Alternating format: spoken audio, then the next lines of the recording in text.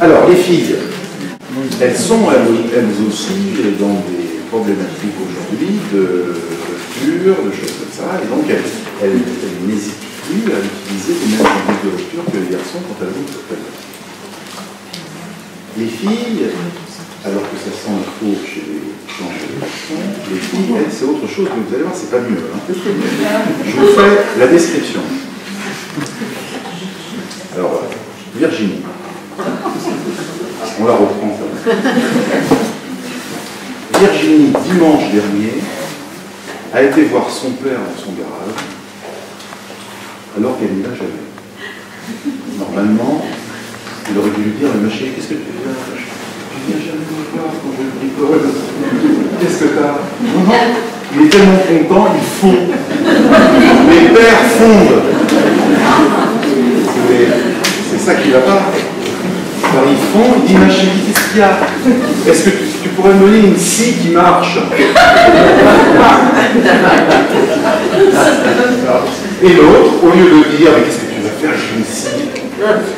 Oh ma chérie, regarde celle-là, elle est très bien, elle est neuve. Et qu'est-ce qu'elle va faire avec sa scie? Elle va scier les pieds de son lit, parce que maintenant elle est japonaise.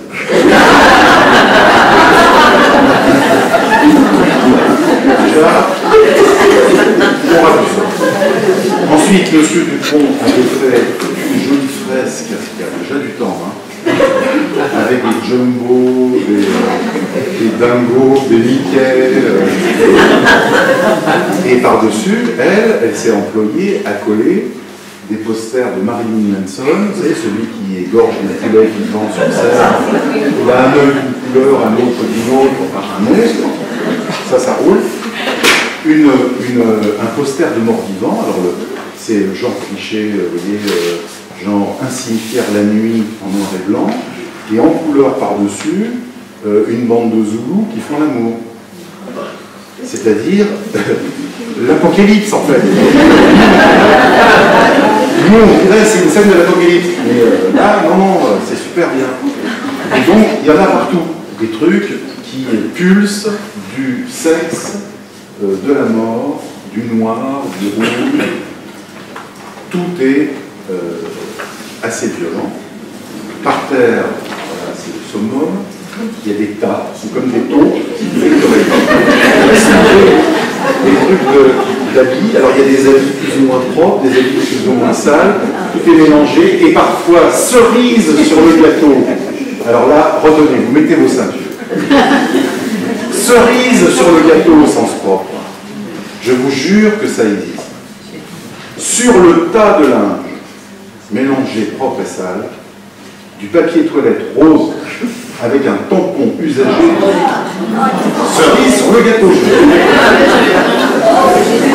Bon, alors, c'est comme ça, chez elle. Normalement,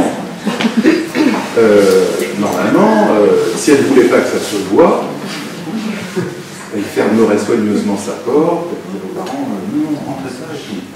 Sauf que, porte grande ouverte, avec éventuellement une culotte qui traîne sur le pas de la porte, comme par hasard, comme si c'était pour aller appâter, vous voyez, le chaland. Parce que c'est ça en plus, ils n'en ont pas conscience, les gars, ça procède de ça. Il y a une provoque. Donc, alors vous êtes dans le couloir, monsieur et madame, vous êtes dans le couloir, vous passez une culotte qui dépasse de la chambre de Virginie. Oh! Normalement, là, on devrait aller sur le pas de la porte, ne surtout pas franchir. Et là, dire, attends, c'est monstrueux, chez toi. On devrait dire, qu'est-ce que c'est que ces trucs, c'est abominable.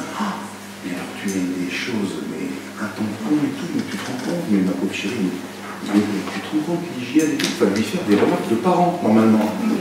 Ben oui, mais sauf que non. Parce que monsieur Dupont, qui veut faire le malin avec sa fille, celui qui a donné la scie,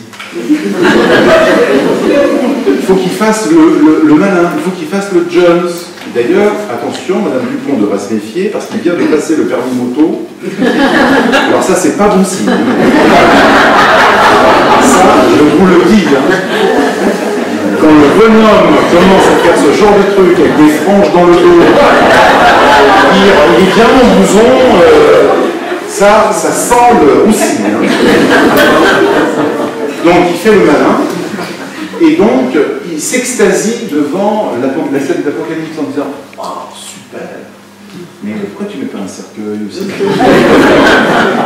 Là, la fille, elle serait hors d'elle, elle dirait « Non, elle répondrait parce que c'est intolérable. Elle attend secrètement qu'on lui dise que c'est dégoûtant. Tout ça, ça me dégoûte. Elle attend, elle a smile, comme l'autre quand on le traite de fauve. Elle espère secrètement qu'on lui dise que c'est dégoûtant, parce que c'est dégoûtant, en fait, en vrai. Vous voyez le truc? Mais si vous ne réagissez pas à ça, mais les tampons, elle va vous les mettre carrément sur la table. Pourquoi pas dans l'assiette aussi? Vous voyez, et c'est là qu'on voit, là j'exagère, mais si vous voulez, on voit que dans certaines familles, on les voit aller de provocation en provocation, il n'y a pas de réponse. Et il y a en tête qu'un adolescent qui prend le pouvoir à la maison, ça ne veut pas dire que ça se passe bien. Ça veut dire qu'il cherche l'embrouille, il cherche ses limites.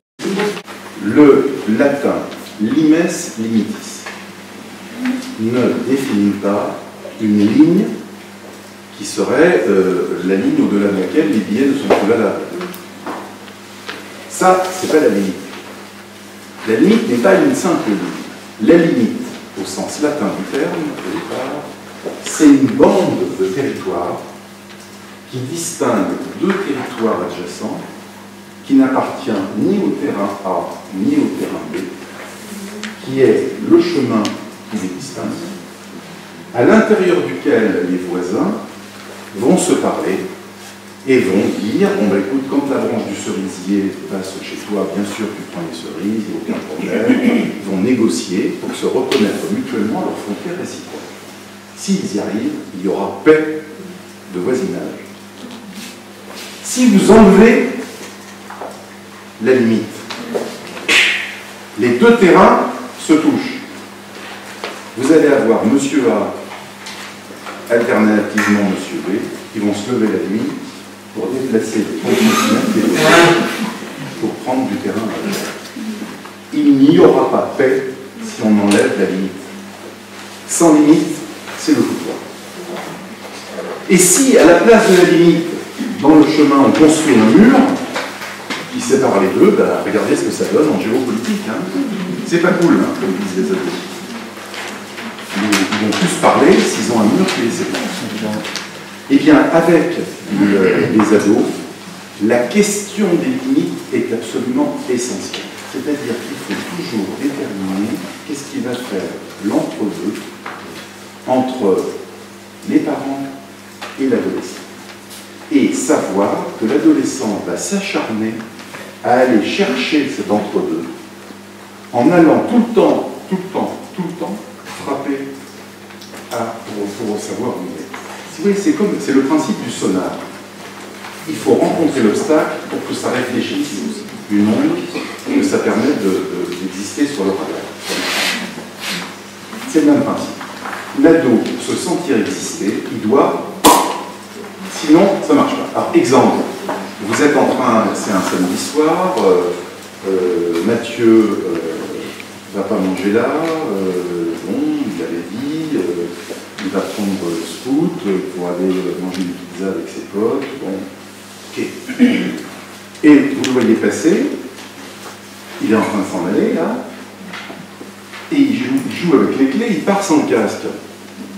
Devant vous, il dit, bon, je prends le scout, salut. Là, ça veut dire qu'il attend normalement, et ton casque est où, là, au fait, Mathieu? Pourquoi? Non, ça va me décoiffer. Attends, tu sors pas sans le casque. Excuse-nous, là, c'est pas question, c'est à pied sans casque, en scout avec le casque. Hein, on est bien d'accord. Ça, c'est une limite. Vous comprenez? C'est-à-dire qu'il va venir chercher. Bon, alors, je sors. D'accord? Tu vas où déjà? Quel endroit? Jusqu'à quelle heure? Avec qui? Chez qui tu seras? Ils sont prévenus, les parents? Ils sont d'accord, les parents? Je peux appeler les parents? On peut les appeler là tout de suite pour savoir s'ils étaient bien attendus chez Romain? C'est-à-dire que là, non, parce que là, on devait passer chez truc, mais en fait, non, parce que son père n'est pas là, mais sa mère est là. On brouille. Pas clair, tu sors pas. Désolé. Il va gueuler, vous allez entendre dans l'escalier. Jeter à la truc, mais vous résistez à ça. Parce que, en fait, il est rassuré. Vous voyez, c'est ça. Ils ne peuvent pas le cracher, ils ne peuvent pas nous le dire, c'est ça. Ça leur coûterait trop, vous voyez. Merci, chers parents, de m'interdire de sortir dans un plan foireux.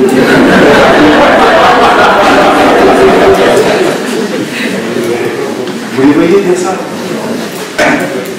Donc, ils râlent, ils ne sont pas d'accord, mais ils ont besoin d'avoir un cadre. Sinon, mais c'est n'importe quoi. Il faut savoir qu'on doit, entre parents, se mettre d'accord.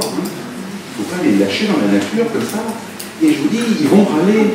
Ça, c'est sûr que quand on commence à leur demander le numéro de téléphone des parents chez qui ils sont censés aller, on sent des crispations, si vous voulez. Mais c'est normal.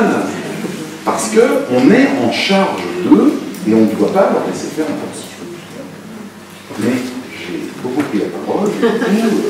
Et on pourrait vous écouter parler encore pendant 1 heure. Merci beaucoup.